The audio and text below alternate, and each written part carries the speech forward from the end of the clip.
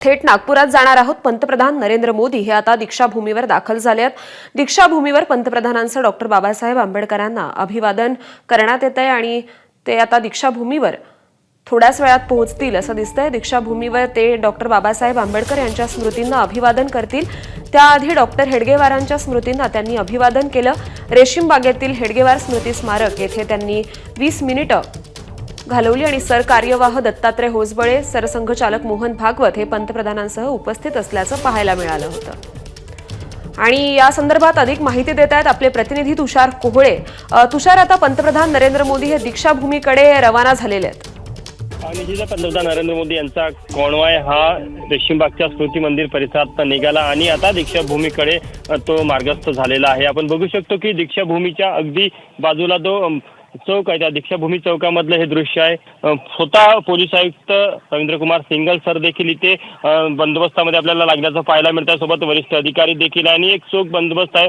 अत्यंत महत्त्वाचा आणि इतकाच ऐतिहासिक असा हा दौरा आहे। ज्या प्रकारे आपण बघितलं की रेशीमबागच्या स्मृती मंदिर परिसरामध्ये जेव्हा पंतप्रधान डॉक्टर केशव बळीराम हेडगे आणि त्यानंतर हेडगेवार आणि त्यानंतर गोलवार कुलकर्णी यांच्या समाधीस्थळाचं दर्शन घेत होते, तेव्हा त्यांचा एक सरसंघचालक मोहन भागवत आणि भैयाजी जोशी यांच्यासोबतचा देखील एक संवाद आपल्याला पाहायला मिळत होता। त्यामुळे निश्चितच एक ऐतिहासिक हा दौरा म्हणावा लागेल, कारण की या दौऱ्यानंतर म्हणजे दीक्षाभूमीचं अभिवादन झालं की त्यानंतर मग पंतप्रधान नरेंद्र मोदी हे माधव नेत्रालयाच्या ज्या इमारतीचं भूमिपूजन आहे तिथे जाणार आहे आणि तिथे मग एक मुख्य सोहळा होणार आहे। त्यामध्ये पंतप्रधान नरेंद्र मोदी यांचं देखील भाषण असणार आहे। त्यासोबतच सरसंघचालक मोहन भागवत यांचं देखील भाषण असणार आहे आणि त्या भाषणामध्ये नेमकं दोन नेते काय मत व्यक्त करतात, काय भूमिका मांडतात हे बघणं महत्त्वाचं आहे, कारण की संघाचं शताब्दी वर्ष सध्या सुरू आहे आणि शताब्दी वर्षामध्ये निश्चित पंतप्रधानाचा हा ऐतिहासिक दौरा आहे, कारण की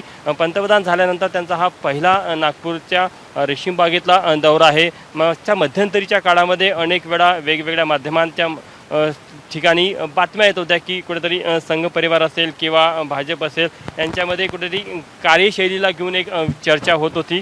मात्र शेवटी एक संघ परिवार आहे, संघ परिवारातल्या वेगवेगळ्या संस्था वेगवेगळ्या पद्धतीने आपलं कार्य करत असतात। मात्र जेव्हा समन्वयाच्या माध्यमातून एखादा विषय असेल, एखादा अजेंडा असेल किंवा एखादा भूमिका असेल ती कशाप्रकारे एकत्र घेतली जाते ते आपल्याला याआधी देखील अनेक वेळा पाहायला मिळालं। आणि आता पंतप्रधानांच्या या दौऱ्याच्या पाठीमागे वेगवेगळ्या किनार्स आहे, वेगवेगळ्या स्तरावर आपल्याला त्या दौऱ्याचं महत्त्व आपल्याला पाहायला मिळत आहे। सध्या पंतप्रधान नरेंद्र मोदी यांचा जो कॉन्वॉय आहे तो रहाटे कॉलनी चौकामध्ये पोहोचलेला आणि रहाटे कॉलनी चौकातनं तो आता दीक्षाभूमी चौकाकडे येताना दिसत आहे। आपण बघू शकतो की जे पेट्रोलिंग वाहन आहे ते पुढे आलेलं आहे आणि सोबतच या दौऱ्यासाठी पोलिसांचा तितकाच चोख बंदोबस्त देखील संपूर्ण शहरामध्ये आहे।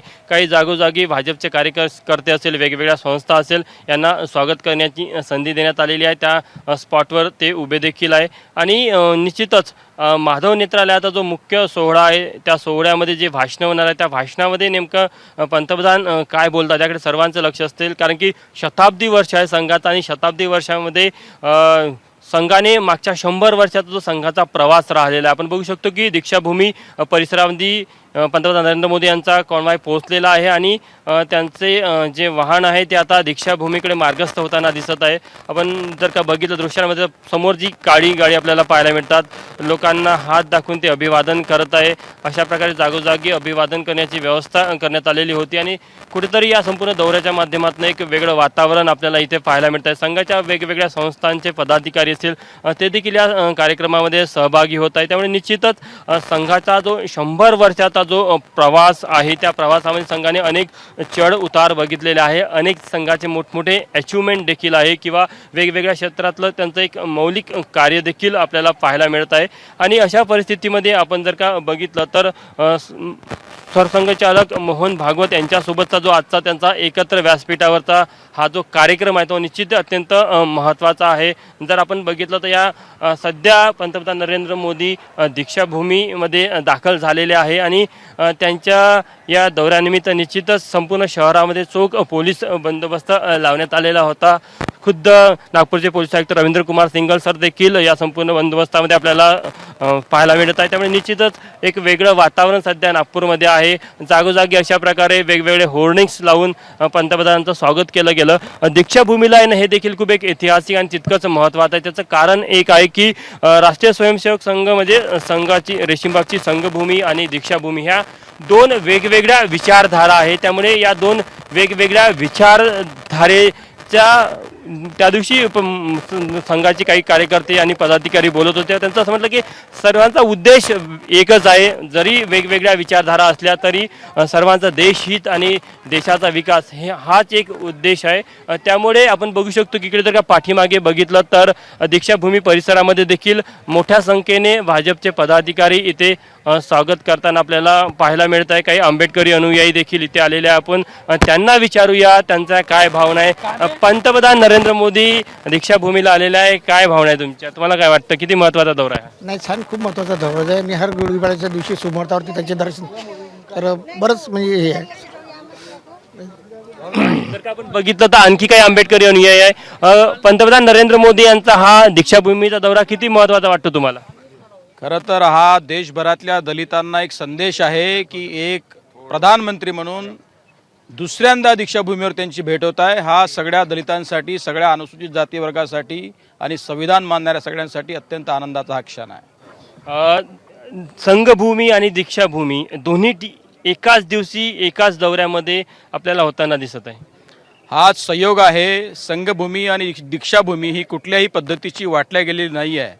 विचाराची प्रक्रिया आहे. शेवटी माणूस निर्मिती, राष्ट्र निर्मिती हा दोन्ही गोष्टींचा भाव आहे आणि त्याचाच हा संदेश देण्यासाठी सन्माननीय प्रधानमंत्री नरेंद्रजी मोदी आज दोन्ही ठिकाणी पहिल्यांदा आणि या ठिकाणी दुसऱ्यांदा येत आहेत. ही आमच्या सगळ्यांसाठी भाग्याची गोष्ट आहे. निश्चितच आणखी काही भाजपचे कार्यकर्ते आपण त्यांना विचारूया.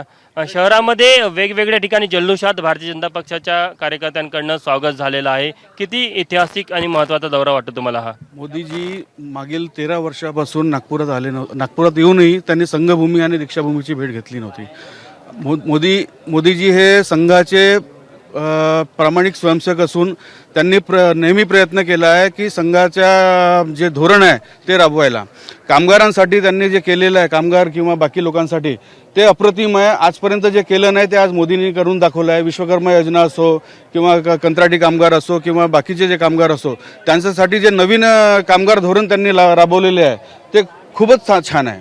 आणि सुरुवातीला आपण परत एकदा दीक्षाभूमीचं हे दृश्य दाखवू. दीक्षाभूमी परिसरामध्ये काय सध्या चित्र आपल्याला पाहायला मिळत आहे.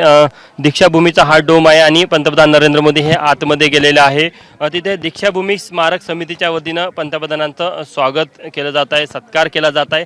आणि मग तिथे डॉक्टर बाबासाहेब आंबेडकर यांचं जे अस्थिकलश आहे त्या अस्थिकलशाच्या समोर थोडा वेळ पंतप्रधान नरेंद्र मोदी हे. तर पंतप्रधान नरेंद्र मोदींच्या नागपूर दौऱ्याकडे आपलं लक्ष असेलच. एबीपी माझा, उघडा डोळे बघा नीट.